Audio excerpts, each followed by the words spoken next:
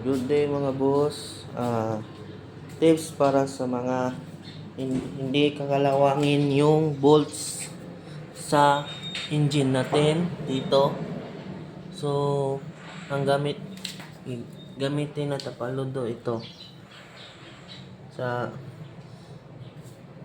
RS125 po ito. Yan, i-customize lang para lagay sa redirect ay may binutasan lang para mapasok siya. So fit siya, goods. So hindi po yan sasayad dyan sa plastic ng cover, at iwas din sa kalawang doon sa loob sa may bolts.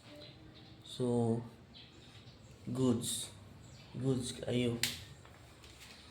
Oh. Goods kayo do. Dili mapiskan. Maulan to. Thank you.